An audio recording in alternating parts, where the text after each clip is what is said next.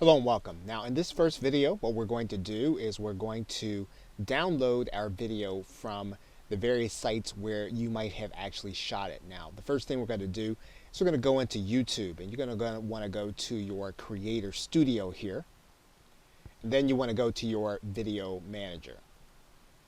Once you do that, what you're going to do is find the video that you want to download. You're going to click this right hand arrow, and then you're just going to click download MP4 video. You're going to download that direct to your hard drive. And then you'll just want to put it someplace where you know it's going to be. Now you may be doing your videos or your webinars on Facebook Live. So we want to be able to do it from there also. So let's now go to Facebook. You want to find a video that you have already shot and done a training or webinar on. And once you find the video where you've shot live, you want to click on the date.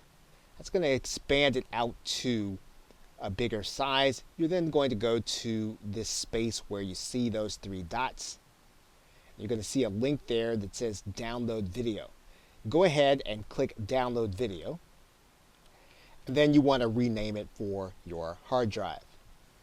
Now if you shoot video to an iPhone, you're going to want to go to your iCloud drive, and then you want to go to the photos area in order to download that video. Okay, once you find the video that you want to download, all you'll need to do is to go to this cloud up there, click that down arrow, and then that's going to bring this file onto your hard drive.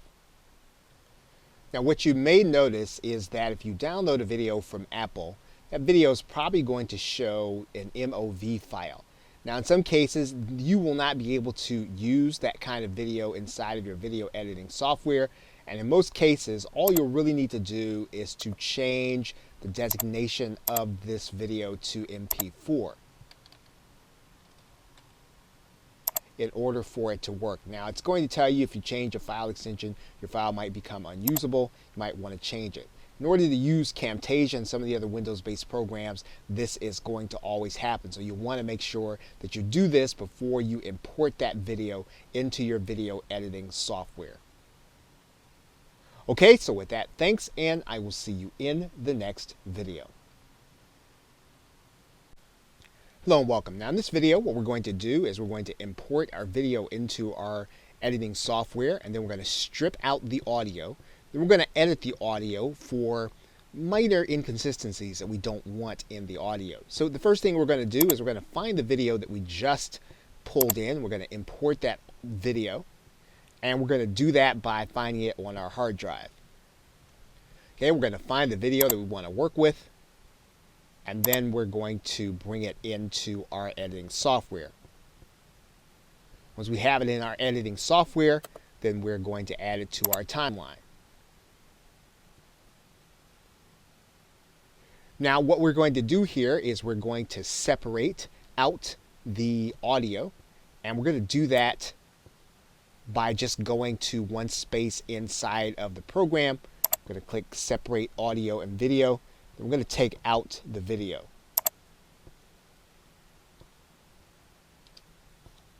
And then we're going to save. Okay, so now we have a saved project. Now what we want to do is we want to work with our audio in the places where we would probably just not want it inside of an audio recording, or we don't want it transcribed. Now obviously what you'd be doing is you'd be listening to the entire audio, but one of the things that you can do is you can take out the beginning piece, you can skip all the way to the end, you can take out the end piece. Now if we're going to actually use this and we're going to actually sell the audio, we want to work with the audio in some way. And so one of the things we're going to do is we're going to record what are called bumpers, and we're going to add a little music, and we're also going to add in just something to brand our business. We're going to record something like a 10 or 15 second clip for the beginning, 10 or 15 second clip for the end, and then we're going to add a little music to it. And in order to do that, all we really need to do is to go inside of the tools area, click voice narration. We're going to mute out our speakers, and then we're just going to record a piece right here. For more information, visit www.google.com. Okay, so then we're going to just save this file.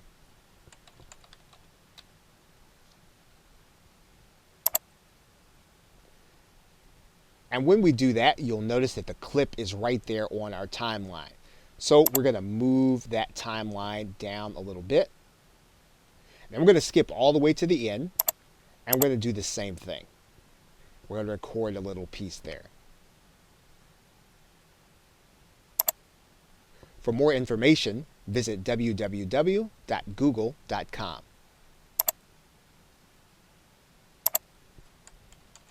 We're going to save our file. And so we've got a clip there at the end. Now, if you have some royalty-free music, and you do want to make sure that you have royalty-free music, you don't want to use anyone's music that you don't have permission to use, you're going to actually pull that music into your editing software. So what we're going to do right now is we're going to pick a short clip that we have, and we're going to draw that in, one that we have royalty-free rights to use. Okay, so we found our royalty-free music. What we're going to do is we're going to add both of these to the timeline. So we're going to add this 10-second clip to the timeline. And you'll notice that it's a little longer than the clip that we have. So what we're going to do is we're going to just master this video a little bit. We're going to cut off that file. And then what we're going to do is we're actually going to lower the volume on the music. And then we're going to fade it out. Then we'll bring our timeline back. And we're going to do something similar at the end. And what we're going to do is we're going to add in our longer clip here.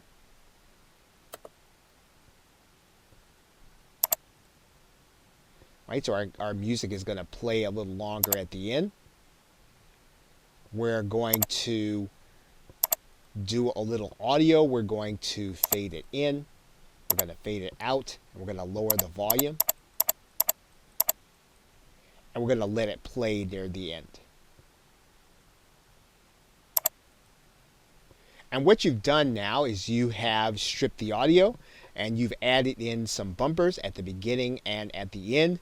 Of course, anything that you feel like you want to edit out, you can actually do. Now, when you're inside of a program like Camtasia or even Audacity, one of the things that you can do is you can actually take out some of the imperfections in the actual recording. And one of the ways that you do that is you can take some of the noise out. So you find a silent piece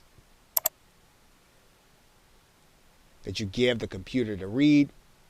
You go to the noise removal section of the timeline, and then you click Enable Noise Removal. Nearly all of the recordings that you do, you could stand to do some noise removal. Now, there are some advanced features where you can remove clicks, and when you hear something that's kind of tapping, you hear a tapping noise, you can actually remove that from your audio, and you can do that by using these features. But now that our audio is basically mastered, we don't have to do a full-blown mastery, but all we've done is we've given it a little more of a professional feel, and now that we're going to actually use this audio in order to sell, we've given it something that'll brand us and give us a professional feeling. Okay, so with that, thanks, and I will see you in another video. Okay, so now to get ready to convert the audio into text, we want to go ahead and render our project. So we want to turn this entire project into an MP3 file. So we're just going to go through this process inside of Camtasia. You can do the same thing in Audacity or whatever your editing software is, your audio or video editing software is. And we'll just go through that now. We're not going to make you watch that, so we're going to go ahead and just render this MP3, and then we're going to come right back. Now, the audio process does move a little faster than the video process. Now, we just want to kind of show you how fast this is going to move. We're not going to watch the whole thing, just so that you'll know it does move faster than the video process. Okay, so we now have our MP3 file. So what we're going to do now is we're going to go to the web. and we're going to go to a site called VoiceBase. Now, if you don't have a VoiceBase account, you want to click the sign in button. You want to go ahead and sign in and set up an account in the web transcription area. When you do that, you're going to notice VoiceBase is going to tell you that they're going to give you free 50 hours of audio, 5 hours of video without any commitment. So you want to go ahead. If you want to sign up and go through this process, you can. If you are a little unsure and you don't want to sign up for a new service, you can call them, or you can watch the video and then just get a sense for whether or not this is a way that you want to have your audio turned into text. And they're going to have you confirm your email, so you want to go ahead and do that. And then once you've confirmed, you'll have a free subscription plan. Once you log in, you'll notice that you have $60 in credits. And what you can do is you want to start by clicking the upload button. And then you want to add your file. So in this particular case, we're going to add the audio file that we just created.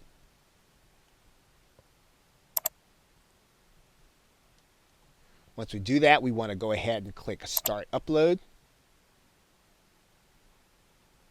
And then it's going to ask us to enter some details in about the audio. Now, we can pretty much use the default settings and just click Save. And then once you do that, you'll notice VoiceBase will tell you that your recordings will be transcribed and available to you either within 24 hours and sometimes as little as 2 hours. So once we've done that, we have started the process of transcribing our audio into text. Now, if you have a speech-to-text engine like Dragon Naturally Speaking, you can do this without paying VoiceBase or going through their program. And if you want to do it in real time, or you don't mind doing it in real time, you can actually use Google Docs in order to do that. And we'll take a closer look at the Google Doc method in the next video. Okay, so with that, thanks, and I will see you in the next video. You're now looking at Virtual Audio Cable, and Virtual Audio Cable is actually a Windows-based program that you can download that will allow you to listen to what you are actually hearing on your screen. And so what this will do, obviously, is this will allow you to be able to play back the audio and to be able to use Google Docs. However, the method that we looked at in video number 3 is more efficient if you can translate it into audio and then have a machine transcription do the audio. However, if you're doing a presentation in real time, how would you do it? Well, you'd use the Google Docs engine.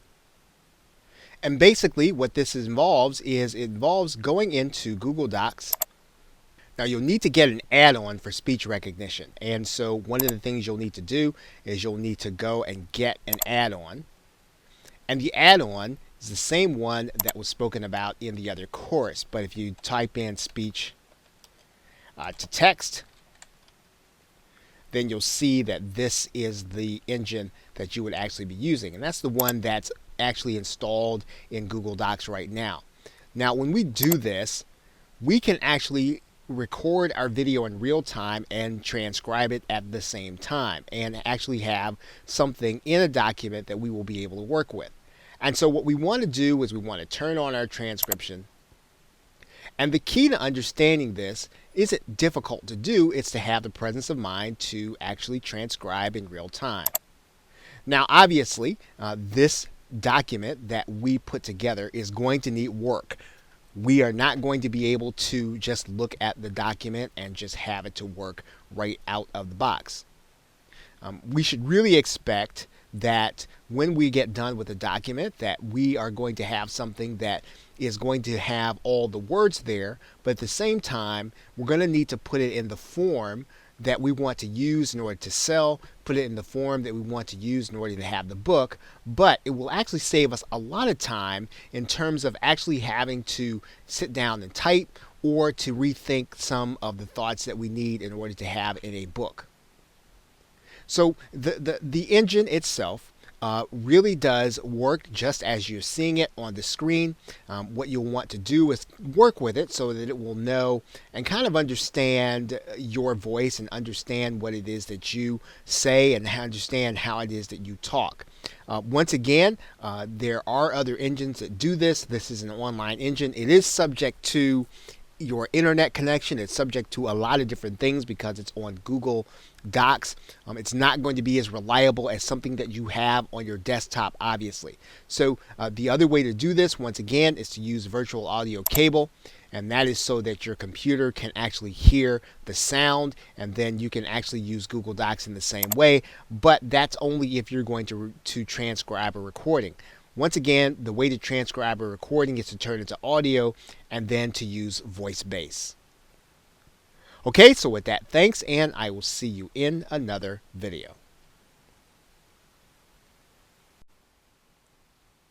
Hello and welcome.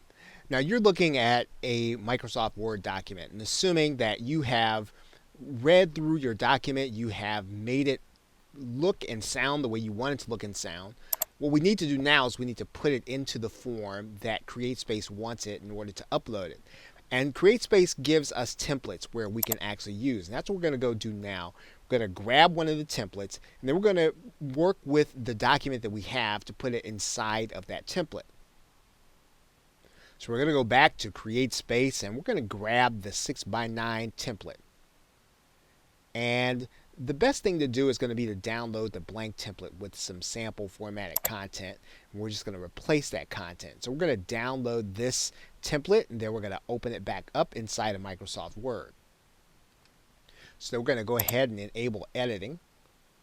And we're going to size this down a little bit because now we have two documents in effect on our page.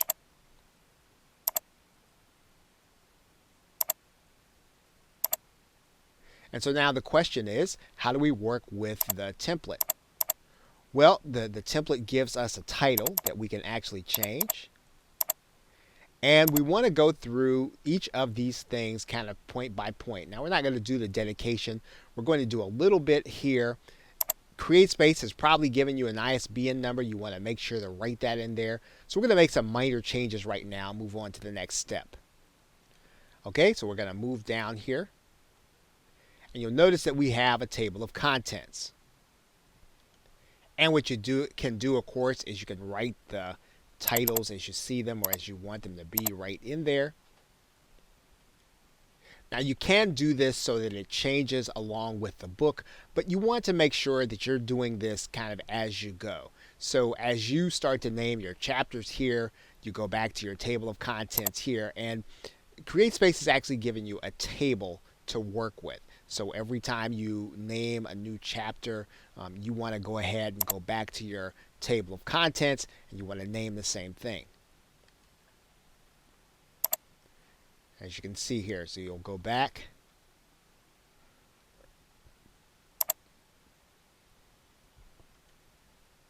Okay, now CreateSpace has given you the margins, they've given you the format, and so what you're going to do is you're going to break in your text into those different sections or different categories so that you can factor it into the chapters.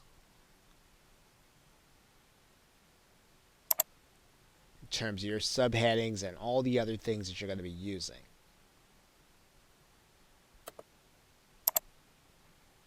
And you just want to copy it right into your chapters.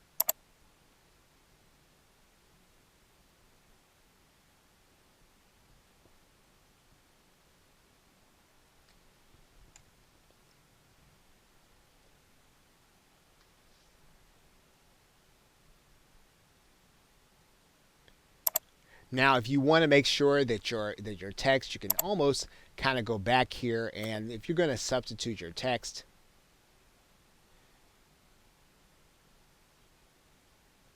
you want to kind of merge the formatting if you can, so that it keeps consistent with what's already there and putting your text in. And what you don't want to do is to just do a cut and paste and just put it all the way in there. You want to do one chapter at a time if you can. Hopefully your manuscript is already being proofread. You want to have this spaced in the way that you want it. And that is how you're going to lay your content into your chapters. Now at the end, there is some information you want to put there about yourself. But this is a very simple process, and all you're really doing is you are just keeping the format. And as you keep that format, what you're going to do is you're going to make sure that you keep up with your chapters and you keep up with your pages and that you note it as you're going. You can change the font if you want to. You can make the font into something that you feel better reflects who you are and what you want to say in your book, or you can just keep the format that is already here inside of the CreateSpace template. Okay, so with that, thanks, and I will see you in another video. Welcome back. Now, we've done most of the hard work for CreateSpace by making sure that we've done things in their template and by not changing the template. So as long as you didn't change the formatting of the template and all you did was work within it, you're just about ready then to upload your document. So what you're going to do now is you're going to go to the file area and you're going to save this as a PDF. And you're just going to save this to your hard drive. And then you can actually close out of the document, and then you can head to CreateSpace. Now, when you get to CreateSpace, you're going to notice that there are some steps you're going to go through for each book. And one of the things that you'll want to do, even before you start to upload, is consider doing a preview. And you can actually go to this section where it says Create a Preview. And then we're going to click Create a Preview. And we're going to decide to create a preview for our book. We're going to write our name of our book in. And then we're going to click Create. And then we're going to write in all the pertinent details here.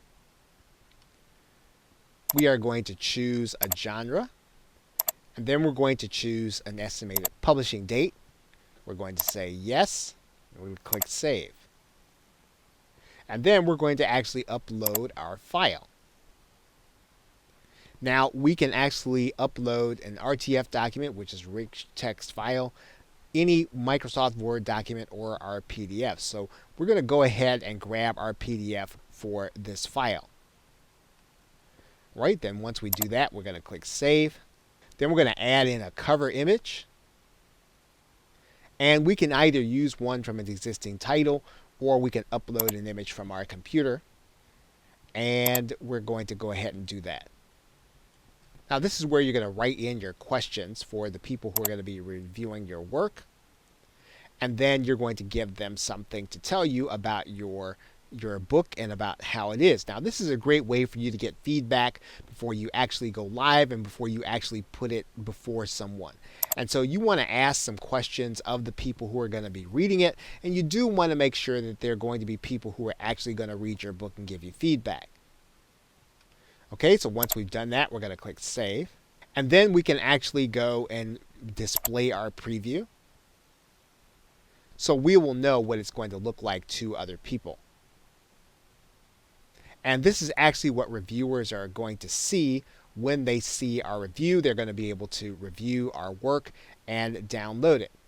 And then we can actually write in our name if we want to, or we can leave it out. Once we like the preview, we can go to Next.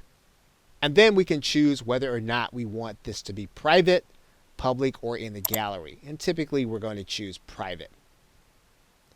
We're going to need to use a CAPTCHA here. And then once we actually activate the preview, we can then send our book to 100 reviewers, and they can give us feedback on our book. And we're not going to go through the activation process, but this is how you would, once you upload your document, move through the process of not only editing, but also getting feedback on what your book is about and whether or not it's going to fit the niche and it's going to accomplish what you want it to accomplish. Okay, so with that, thanks, and I will see you in another video. Welcome back. Now in this video, we're going to go through the process of tagging our existing files. Now you may have audio files, video files that are already on your computer, already on your hard drive, and you want to tag them because you want to use them in a product that you're going to be creating, either with CreateSpace or with Kunaki. And so what you want to do here is you want to go and just right click this file and go to the properties, then go to the details. And what you're going to do here is you're going to be able then to write in your titles, and you're going to be able to write in all the information. And so you want to fill in all the pertinent information for each one of the files that you're going to be using. And what we're doing in this is we are actually filling in metadata, and all this metadata will actually travel with our file throughout the process. And it's going to be especially important when we start delivering audio to an actual customer and they're downloading it and they're sharing it. We want to make sure that we are still branding our business and that we are sharing with people that we were actually the ones that created the audio and that we have more where that's coming from. So now we can also do the same thing with our video files. We come back to the same screen, and then we can edit some of the same fields here in the same video. Now there will be times when you will, due to the system that you're working on, not be able to tag what you have on your hard drive. And there is a workaround and a solution for that problem. Now there is a third-party program called File Meta Association Manager. And it is downloadable. It is freeware, and it can be found on sites like download.com where it is safe to download. And basically, File Association Manager will allow you to make a file that doesn't allow you to edit the metadata editable. So we would find the kind of file that we want to edit.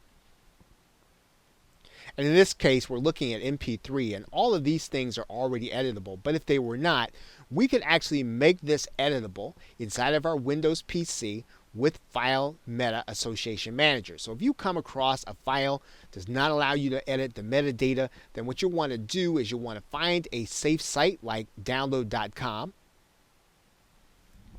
where you can download freeware. And as is the case with everything that you download, make sure that it is safe for your computer, make sure that it is virus free, and make sure that your computer can handle a download. So basically, make sure that you take all the precautions, and if you feel unsure about downloading any program, don't do it. Find another workaround. But this is a workaround if indeed your metadata is uneditable. Okay, so with that, thanks, and I will see you in another video. Hello and welcome. We are now inside of the cover creator in CreateSpace, and what we're going to do is launch our cover creator. Now CreateSpace will give you several designs, but each one of these designs are highly customizable, and you can actually add your own image. So what you're really trying to do with these designs is you're trying to determine a basic style. Now, where you don't have actual images, you have lots of flexibility. You don't have as much flexibility when you have images and hard and fast rules, but you can definitely customize each one of these. So we're going to actually select the one that we looked at in the first course, and we're just going to click OK. Now, one of the first things that we can do is we can actually change the entire theme. And you'll notice that here that you're given several options with each selection, and you can actually change the look almost instantly by changing the theme of what you have. And you'll notice that there. You'll notice that the type is changing. Then you can take a look. Of course, you can change the title, and you can actually add in a subtitle. You'll want to keep track of the tasks as you go throughout the cover creator. Once you've done everything that CreateSpace will want you to do, you can move on. So the guide will actually step you through each part that you can actually do. Now, we've actually done some of this before, and we're going to leave this Latin in here. That doesn't necessarily change for the most part. You're going to change that with whatever it is you do. Now, the interesting part here is that Create Space will actually allow you to upload your photo to your cover. And so you can do that right here inside of this screen. Now, Create Space wants this to be a JPEG or TIFF file, and they want it to be 1.5 inches by 1.5 inches width and height. So let's go to our hard drive and then let's grab a photo and then let's make sure that it's the proper dimensions. So we're going to grab a file here and we're going to allow it to upload. And once we have our photo in there, what we can do then is we can actually add in a logo also. So we're going to go on to the next step here, and we can actually change our back cover text. We're going to keep going. And this is where we get to add in our logo. So you want to upload your logo here. Okay, and then we have our logo in place. We can go to the next step. Create Space will actually allow us to change our background color to what we want it to be. We can either change it using the picker that they've got there, or we can go back to the original. We can change the color of the font, and then once we've completed our task, we can click Submit Cover. Now, if you miss a step, Create Space will return you back to your cover step, and you can actually go back and edit your cover to find out what it is that Create Space has a problem with if you actually did miss a step. And then once you've submitted your cover and it is complete, you can see a full-size preview. And if you want to go back and edit it, you can. Okay, so with that, thanks, and I will see you in another video. Hello and welcome. Now in this video, what we're going to do is we are going to now build a cover using the Kunaki interface. And you'll see here that we are at the CD jewel case screen, and each one of the different ways that you can actually sell products on Kunaki gives you the opportunity to create a jewel case, as well as to paint or to color the CD or the media that you're actually going to be selling. So in this case, you'll see right here at the top, it says to open the jewel case, Disc Design tool. And what you can do to get started is you can actually choose an image. And they tell you that you generally want to have an image that's going to stretch over this entire CD. So that's what we're going to do right now. We're going to go ahead and we're going to now choose an image. And as you can see here, we use the print on demand playbook, the larger view, and you'll notice that what the CD does is it squeezes the image in order to fit into your actual media. So you want to be mindful of the size. Now we could actually try a smaller size to see how that would actually work. And you can see here the smaller one actually doesn't have the right resolution. We'll try again with the medium resolution. And once again, you'll see that it really tries to squeeze the image in. Now, what we could do is we could make this image smaller using an image creator or an image editor. But we're going to leave this as is, and we're going to go. And now what we're going to do is we're going to change this banner. And you'll notice there that we have control over the banner color. We have control over the size as well as the position. Now, we could choose that we don't want to even have a banner. And in that case, we could just take out the text altogether. Now, any text that we put back in, we have control over this text using these bars. And we can control that text any way that we write in. If we like, we can change the font and suit it to our liking. But in this particular case, we can just decide not to have text at all on our actual CD. Now the next step is going to be for us to be able to design the actual case booklet panel. And once again, if we wanted to brand using the image that we have, we're just going to re-upload that same image. And so what we're going to do again is we're going to choose our file. We're going to upload it again. Now what we can do is we can move the image around. and zoom it out or zoom it in. We can actually move it up or down, depending on how we want it to actually look.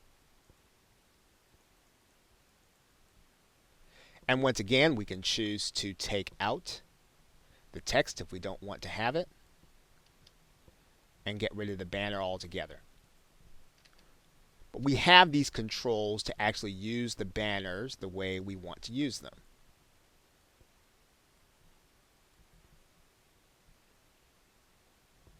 Okay, now what we're going to do is we're going to design the inside booklet panel. And each one of these pieces is going to be part of the CD, and each of the pieces of media will actually give you all of these pieces to design as you start to create media. So we're going to go ahead and we're going to create another piece of media here, and this is going to go inside of the booklet panel. And so we're going to choose a file here.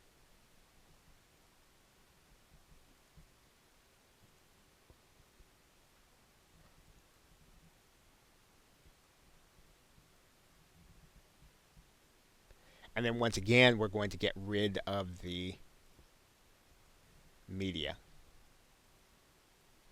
We're going to get rid of the wording. Now again, you can actually write on your CD, or you can have the image control the CD. We're choosing to have the image control the CD. So we're going to take this out. Okay, so now we have our inside jacket. What we're going to do now is we're going to design the part that actually shows in the back tray, and that's where the CD actually resides. So we're going to choose another related image.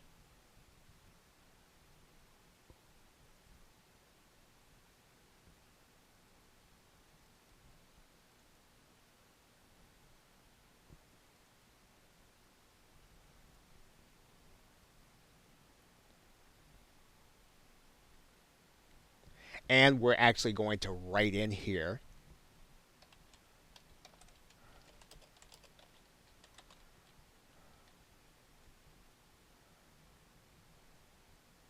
and we're going to take the header out. We're going to change this color. And what we can do is if we want to change the actual color to something specific, well, we'd need to know the specific numeric code. So if we were trying to color match, we'd use a program like Instant Eyedropper.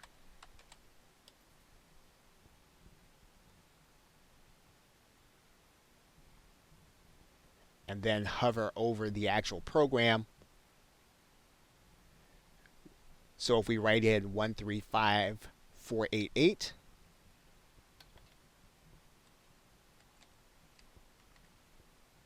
we'll have an exact color match.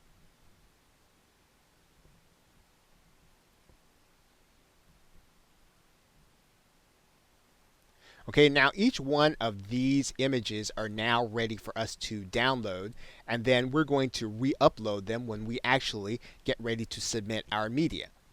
So what you want to do is you'll want to download each one of these, and when you're ready to upload and to complete your submission of your product, these are the images that you will use. So you want to go ahead and play around with the image editor and to get a feel for what it is that you like to do. If you have some images that you're more comfortable with, you can go ahead and use them. Okay, so with that, thanks, and I will see you in another video. Welcome back. Now we are now in the Create a New Product screen, and we have just created some CD graphics, but we are going to, for the sake of this tutorials, we're actually going to create a video DVD, and we're going to upload some files. And as you know, there are a couple of choices that you have. And one of the unique things about Kunaki is that you can upload any format that you want in order for this to be made into a DVD. Kunaki will actually take your video through the process of making it into the DVD so it will play on people's computer or their entertainment system. So let's go ahead and we are going to upload our video file. And Kunaki will then ask you for your designs. And you should have already completed your designs if you're going to do this. Obviously, if you want to do this, you'll walk through the same steps that we did in video 9 for this DVD case. We're just going to go through this process very quickly, and we're going to put some designs there, and then we're going to come back, and then we're going to start the process of uploading. Now we have uploaded our artwork that we just created on the system. And what you want to do is, again, you want to make sure that your video and all of your files are tagged before you actually go through the upload process. Now we're going to choose a video that we have for this purpose. Once we have our file there, we're going to click upload. Once we've done that, we're going to put our title and all of our information in here. And we're going to add in a Kunaki UPC barcode. Once we have all of our information in, we're just not going to do this just for the sake of time in this video. We're going to go ahead and click Submit Product.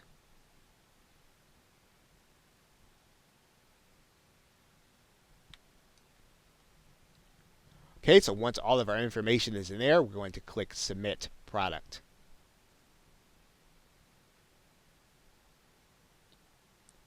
And then what's going to happen is Kunaki is going to update us every 30 seconds as to when our product is actually going to be ready.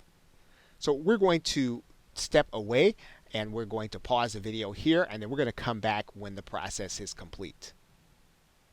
Okay, so Kunaki says our product is ready, so we can now log in and look for it in the customer area. And in this case, we added in a UPC barcode, and this will allow us to do record keeping and accounting with this particular product, and for us to be able to track sales very easily. But basically, we are now ready to sell this product. Okay, so with that, thanks, and I will see you in another video. Welcome back. Now what we're going to do now is we're going to configure our product in order to be sold through Kunaki, and Kunaki has a blue link here at the bottom, and we're going to click Configure Retail Options. And what we're going to do is we're going to make this a Kunaki sales page. So we're going to give this a price.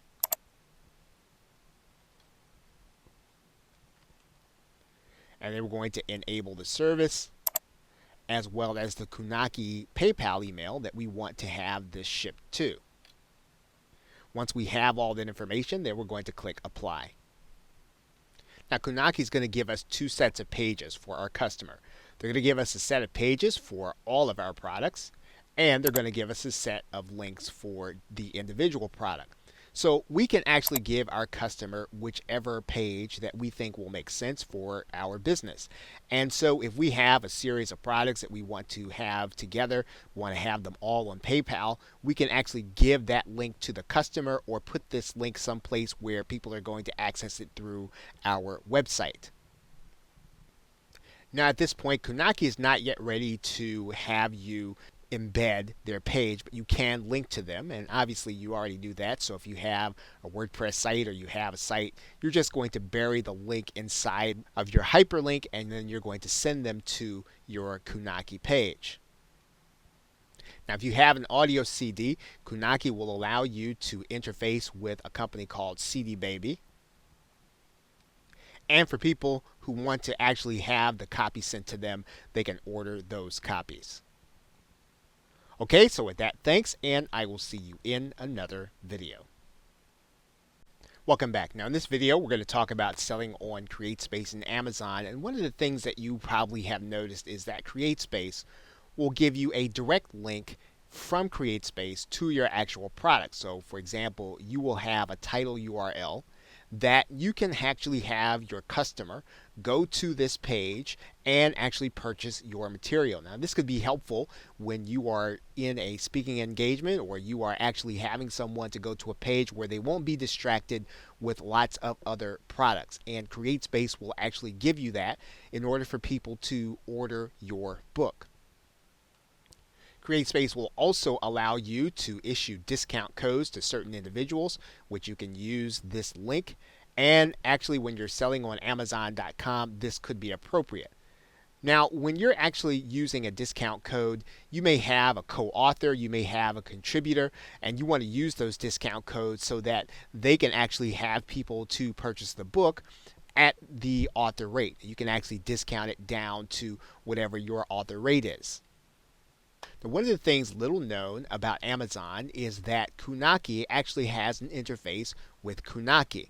And as you can see here, Kunaki can manufacture your product, and you can actually have your product drop shipped to Amazon using their FBA program, and that will get your product before people in some of these other venues.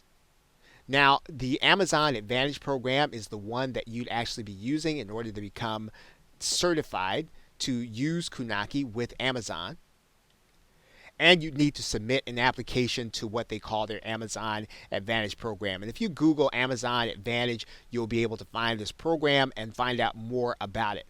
But basically, what you'd be able to do is you'd be able to have a hands-free selling process with Kunaki and Amazon. The other thing that you'll want to be aware of is that this is a consignment program, and as such, Amazon charges $99 on an annual basis. So you want to factor that in as to whether or not this is something that you can actually profit from.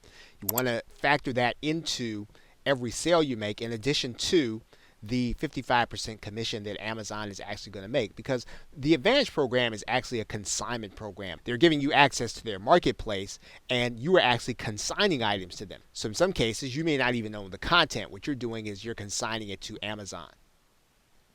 Okay, so with that, thanks, and I will see you in another video. What we're going to do now is we are going to work with Photoshop in order to design our template. And so you'll notice that Amazon is going to give you a size template based on the number of pages and the paper color that you're going to be using to publish your book when you use Create Space. When you have your dimensions in there, you're going to click Build Template. So what you're going to do is you're going to download the zip file and unzip it, and you'll have a PNG file and a PDF in there. And then we can open up the PNG inside of our image editing software. What you're going to notice is that you now have some guidance on how to size your actual book and how to size what you want your cover to be. And if you know anything about working with Photoshop, what you're going to try to do is you're going to make sure that you stay within these lines, that if you're going to use the spine, that you get it inside of these areas, and that if you're going to use the back cover, that you design inside of here. And so what you're going to need to do is you can size this up and size this down so that you can design according to the dimensions that you have. So what we can do is we can actually add in our layer, and then we can pull our template or whatever we're going to be using for our book into these spaces. Now, before you actually lay out your book, you want to pay attention to what this information is telling you. For example, the black dotted line is where your book's going to be cut.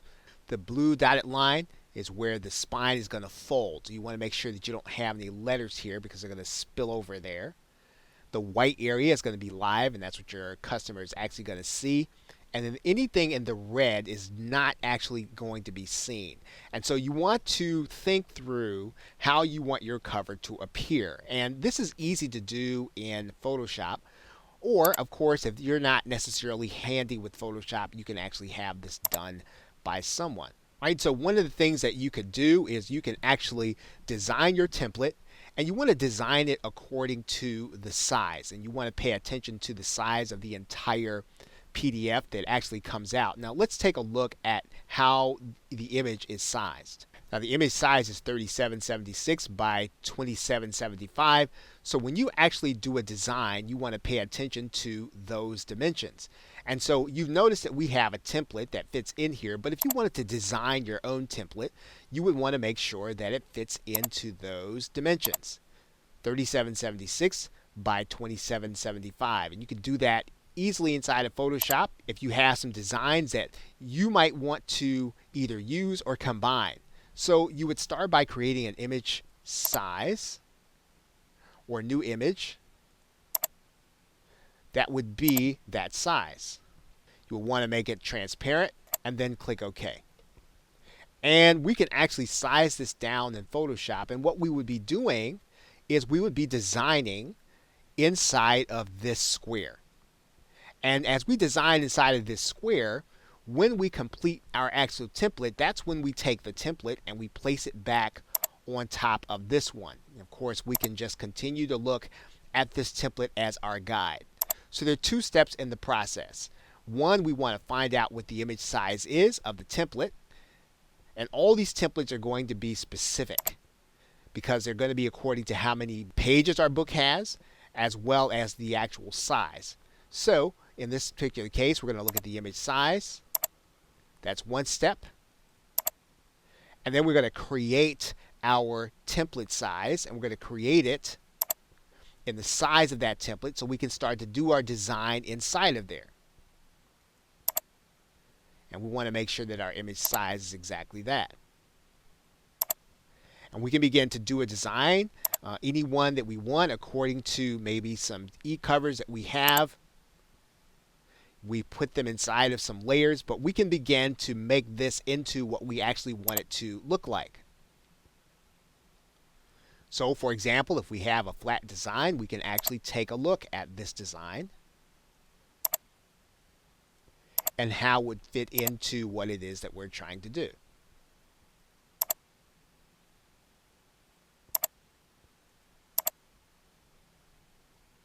And in Photoshop, we can actually size this design up.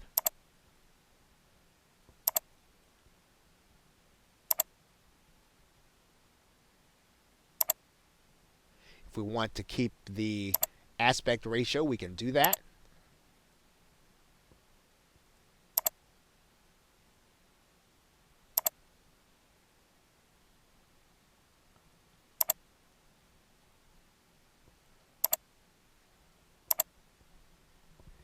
And what you'll notice is that when we get Photoshop images, we can then begin to design it inside of the template that we're actually going to be using, and that's actually going to be on our hardcover book. Now, once again, if you're comfortable designing on Photoshop, this is something that you can do. You'll be able to handle this. Of course, this is something that you can actually start an intermediate step by having someone to design a template for you to fit your exact dimensions. So when you actually go to give someone on, let's say, Fiverr or some other design location, you can actually give them the dimensions of the image that you want them to have. Or you can start in an interim step. You can have them design a front pocket and a back pocket, and then you can fit it in. If you want to fit it into a specific budget, maybe you don't want them to design the whole thing. So there are lots of options once you understand how the template works inside of Create Space. Once you can get the sizing down, you can size it inside of a program like Photoshop. That's when you can start to use that latitude in order to have designers work with you according to your budget. Okay, so with that, thanks, and I will see you in another video. Welcome back. Now in this video, we're going to work with the images that we downloaded from Kunaki in order to form a template. Now, one of the things you're going to notice right away is that these images that we downloaded are probably not exactly to our liking in terms of the dimensions. So what we can do is we can take note of the size. In this particular case, you'll notice that this dimension is going to be 1394 by 1394. So we're going to take that dimension and we're actually going to go to our Photoshop and we're going to design something that's 1394 by 1394. And what we're going to do is we're going to open a new document and we're just going to make it 1394 by 1394. And we're going to make sure it's a transparent document. And so now what we have is we have the exact square that's actually going to be inside of our CD case or our image case. And this is how we want to design the actual template. What we've been doing is we've been stretching images to fit their template. Now, they've actually given us the size. Now that we have the exact size, we can use this to our advantage to have the dimensions look the way we want. And we're going to create different layers and we're going to create images that again are sized according to the way we want them to be sized.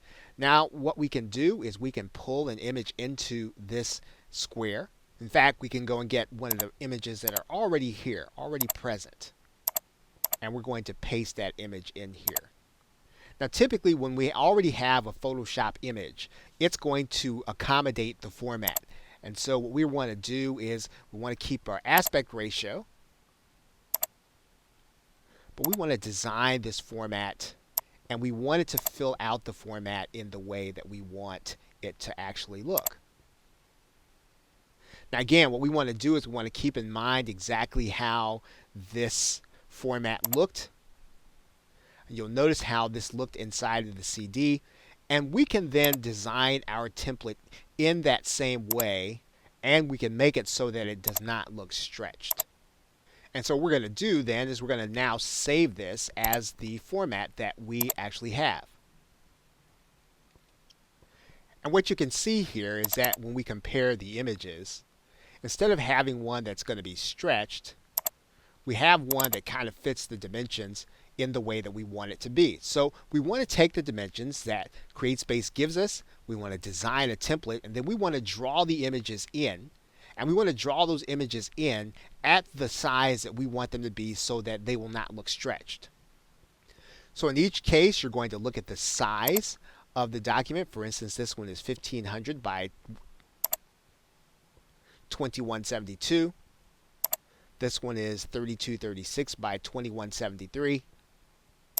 This one is 3236 by 2173. And so we can continue to design our templates according to these sizes, and then we want to then proportion them so that our images will look professional and that they'll be proportional when they actually fit inside of the case. Okay, so with that, thanks, and I will see you in another video.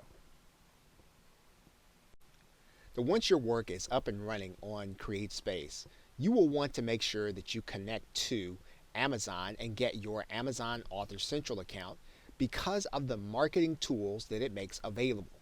And we're going to go inside of Amazon Author Central and take a look at some of these tools. Now, the Amazon Author account actually allows you to set up a profile that will allow you to share real-time information from some of your social media as well as your blog. For example, you can set up your blog's RSS feed so that whenever you update your blog, your Amazon Central account will be updated. Anytime that you have an event, you can actually do that event and you can update that event inside of your Amazon Author Central. Now, obviously, it should be connected to your book or whatever your subject is, but the point is that the platform gives you the opportunity to set events in front of the people who are going to be coming by looking for information on your topic. Now, the other thing is that you can actually add video to your Amazon Author Central account.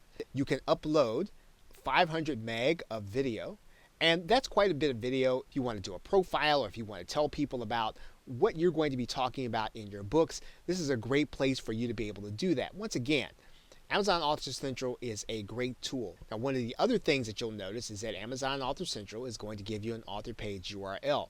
And you want to do what you can to try to claim your name in Amazon Author Central. You want to get your first and last name, and so that even if you're not writing at the time, you want to go in and try to claim your Author Central account as close to your name as you can so that you will always have the brand when you actually start writing. So simply just go in and add to each one of these sections, and you can actually fill up this section with everything that you're actually doing, and you can have all these things updating while you are doing them from the actual feed.